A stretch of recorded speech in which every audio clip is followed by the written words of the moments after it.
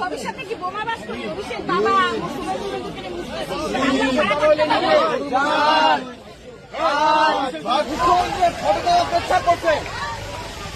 আমাদের দেশের আইন প্রশাসন এতটাই কমজোরি যে কেউ অপরাধ করে বসে। কেননা আমি বলবো চিন্তা ভাবনা না করেই এই অপরাধ করার পেছনে এই হ্যান্ডিক্যাপ সরকারটাই দায়ী। প্রথমে এই ভিডিওটা দেখে নাও, তারপর বলছি যা বলার।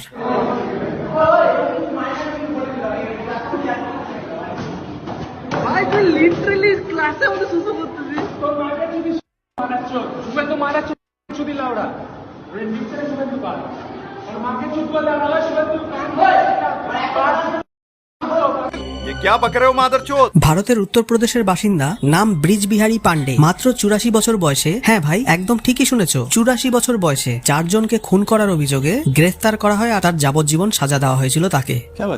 এখানেই শেষ নয়, সব থেকে কম বয়সী 8 বছর বয়সেও একজন এই লিস্টে নাম লিখিয়েছে ভাই।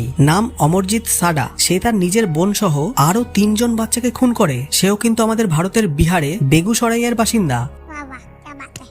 এই দুটো ঘটনা থেকে আমরা বুঝতে পারি ক্রাইম করার কোনো বয়স হয় না, তাই যারা ক্রাইম করে তারা ক্রিমিনালই হয়, তাতে সে 84 বছরের বৃদ্ধই হোক বা 8 বছরের শিশু। আর এখানে আমাদের দেশের আইন কি বলছে? অভিযুক্ত যেহেতু নাবালক, তাই আইন অনুযায়ী তার পরিচয় গোপন রেখে তদন্ত করা হবে।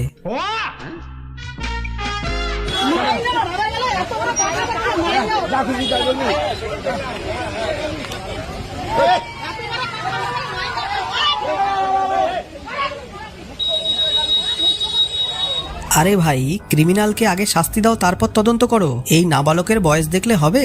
মালটা বড় হলে তো বিরাট বড় ক্রিমিনাল তৈরি হবে।